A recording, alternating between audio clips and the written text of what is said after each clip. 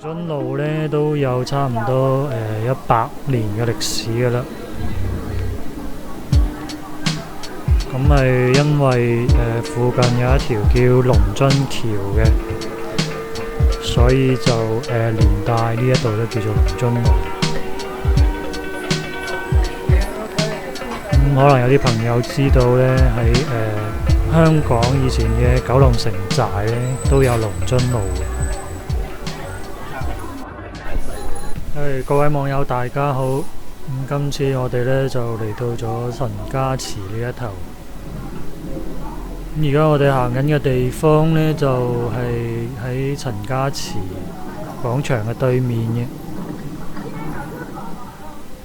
呢個地方睇上去都好新下，原來係叫做咩1906科技園楊濤廣場。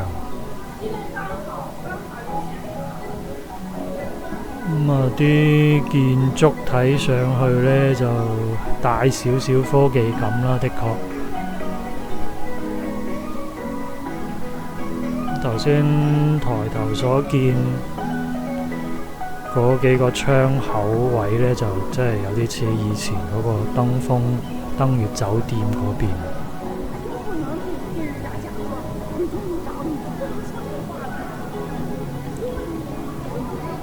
音樂唐人館，嗰啲廣場上邊嗰啲音樂聲呢，就其實就唔係喺呢度傳出嚟嘅。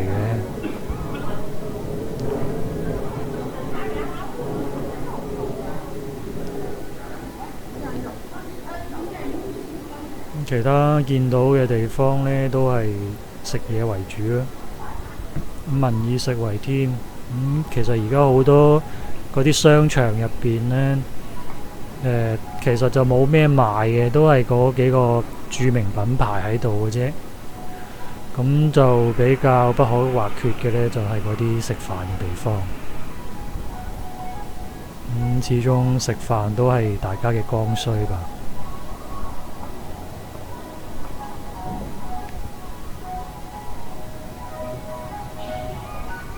小弟我呢，就係啱啱食飽飯先至出嚟行嘅，所以呢啲食店對我就冇咩吸引力啦。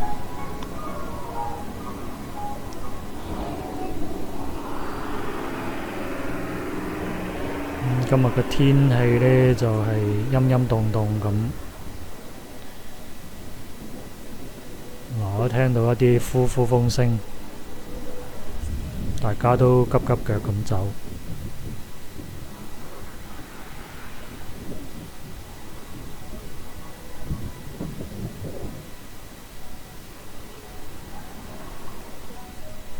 我就決定先行右邊呢個方向先。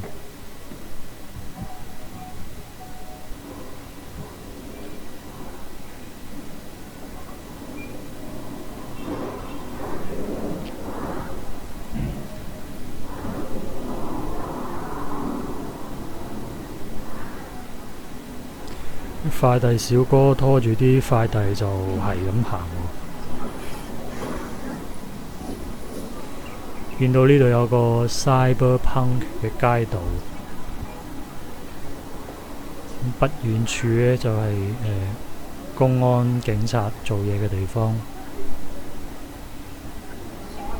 有少少聯想到呢個公安9課啦。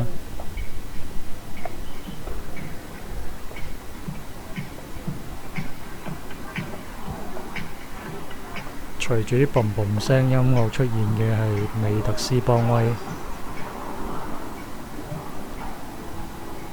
呢邊行過去呢，就係陳家祠㗎啦。咁即係面前呢條係中山7路啊。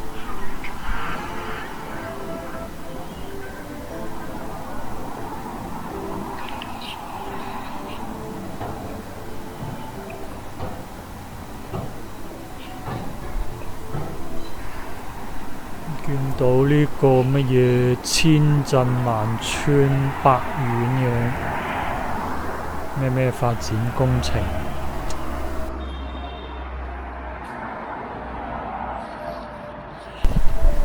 咁因為就唔想行中山路嗰邊啦，所以我就而家再帶大家行頭先左邊呢個位置。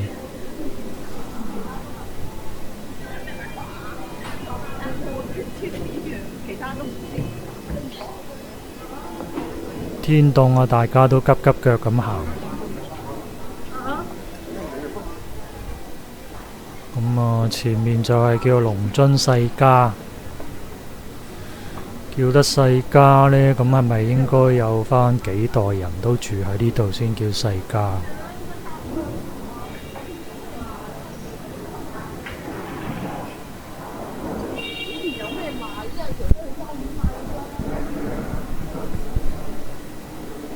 食店呢就稍見冷清嘅。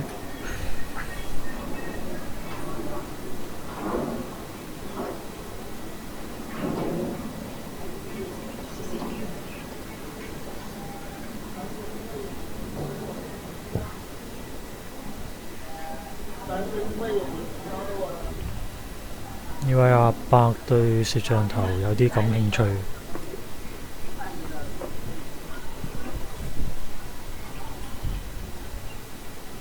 我哋行緊呢度呢，就係叫做土興巷啊。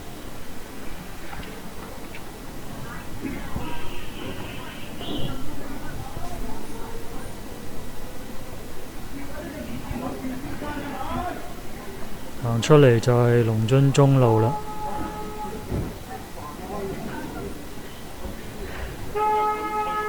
佢又唔食中午飯啊嘛。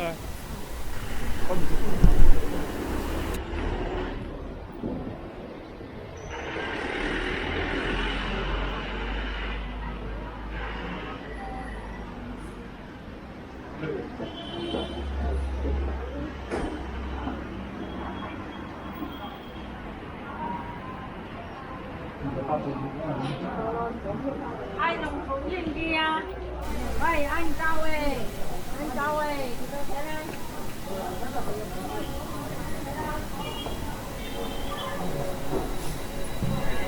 呢邊有個叫潤三嘅麵家，我都係對呢同潤二熟啲。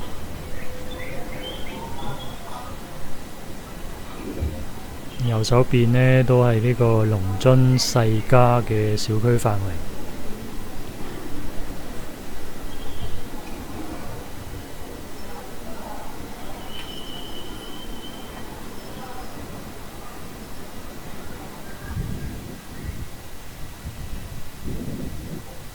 有間星巴克喺呢度。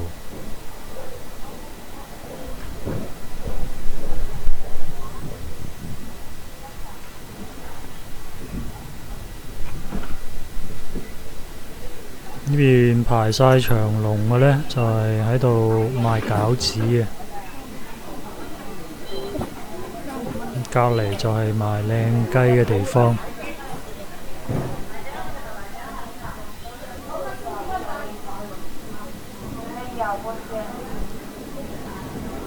龍津路呢都有差唔多100年嘅歷史㗎啦。咁係因為附近有一條叫龍津橋嘅，所以就連帶呢一度都叫做龍津路。可能有啲朋友知道呢，喺香港以前嘅九龍城寨呢都有龍津路。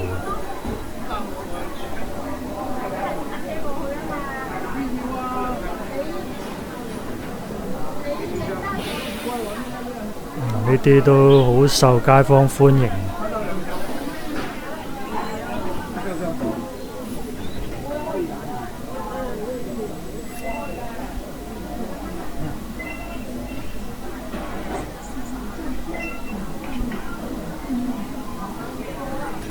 呢個賣蛋糕嘅呢，就剝殼剝到手軟啦，應該。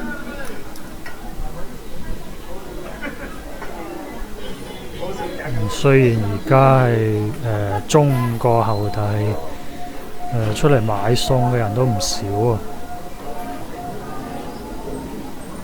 潮州魚蛋粉。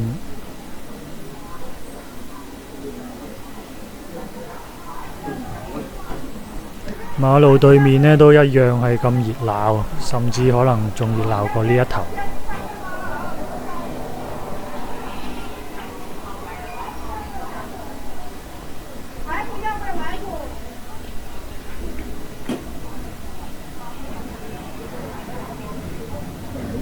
咁喺清末民初嘅時候呢，就有好多名中醫啊，都會集中喺呢一頭。所以嗰陣時呢，有啲人就會嗌呢度就叫做中醫街。呢啲都係時過境遷啦。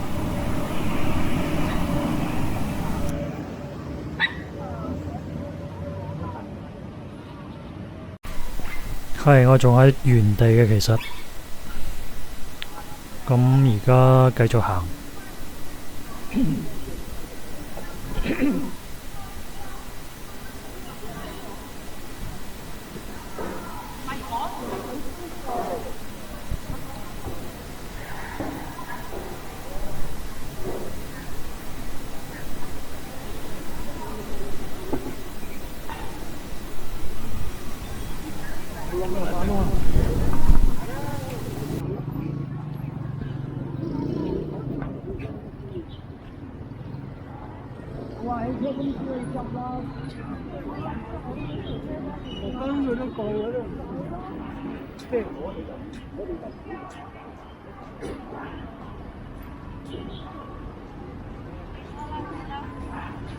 我除咗即係恩新嗰個款，我上班靚太呢度呢，就賣好多煲湯嘅材料啦。應該主婦們會比較識欣賞一啲。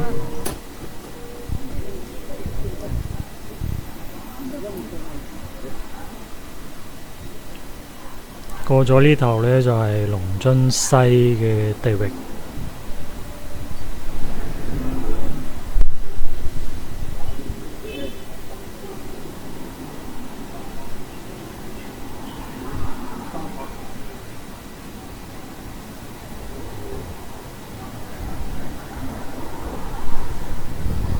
明顯呢度呢，就冇頭先咁黃。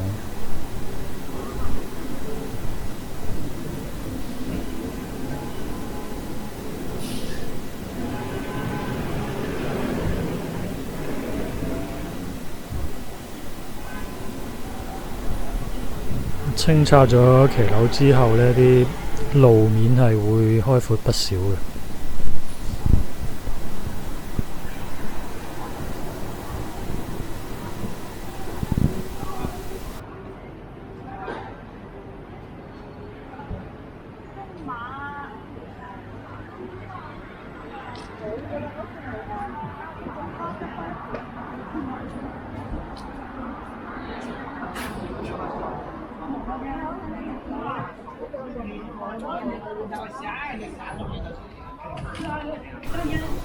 我行到呢度呢，就一班人 BB 蹦蹦，唔知有咩糾紛。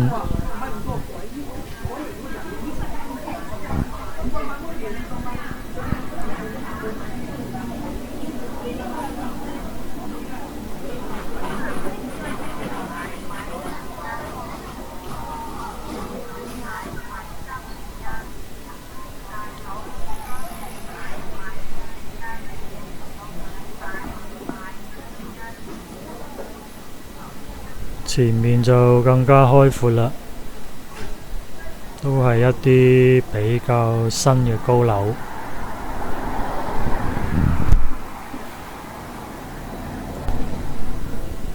感覺上呢邊呢係冷清唔少嘅，加上今日呢啲咁嘅比較陰凍嘅天氣啊，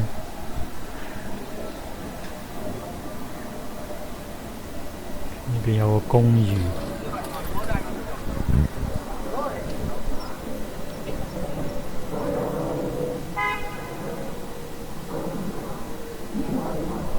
可以住入呢啲咁嘅屋呢，當然係比住喺嗰啲騎樓屋居住環境好好多啦。呢度有間甜品店，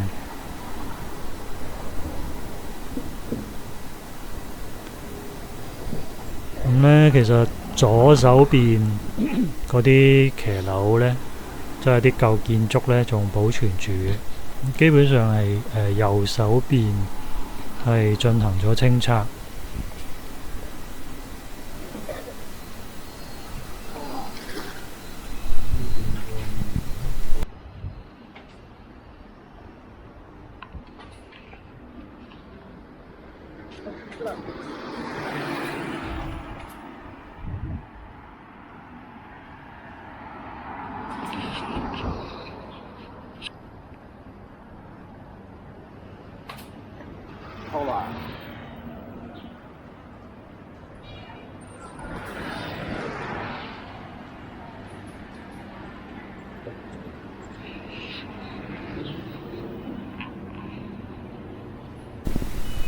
右手邊呢，就係火速隊嘅地方。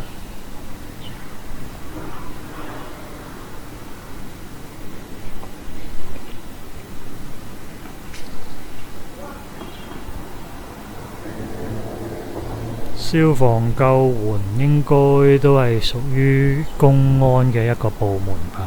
如果唔係，都唔會成日強調咁多乜嘢聽黨話呢啲嘢。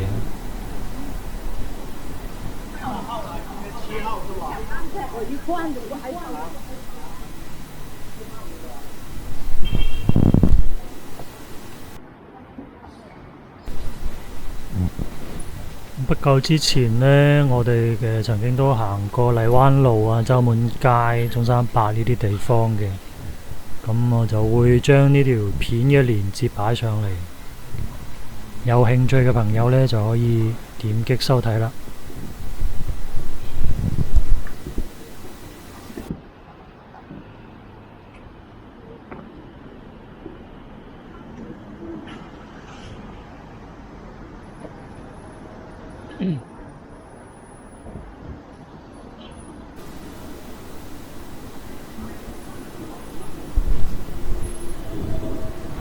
街對面嘅牆上呢，畫咗唔少畫嘅，咁等陣我哋有機會呢會睇一睇。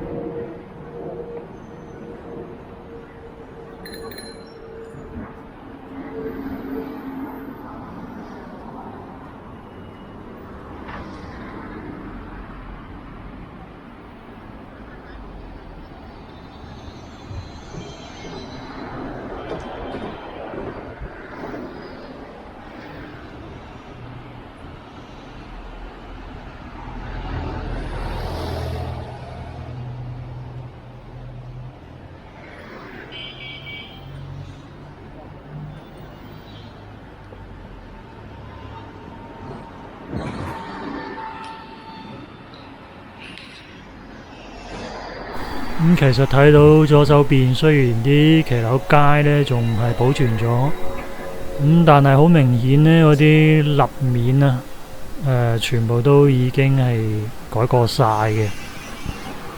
雖然就新淨唔少啦，但係都非常之唔統一。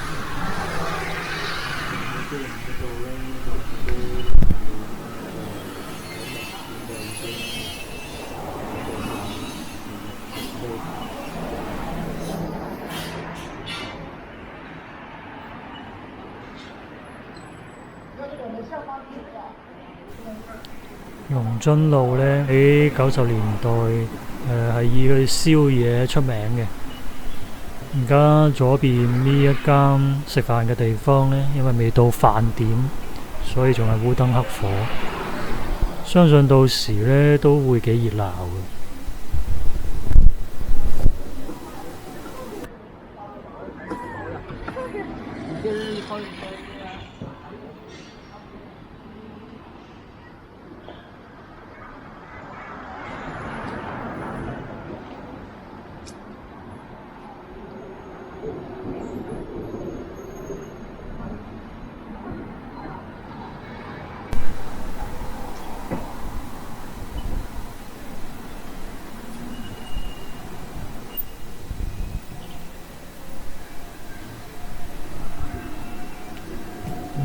咁我哋下一條片呢，就會繼續探索對面呢一笪舊樓嘅區域。今次係睇住咁多先。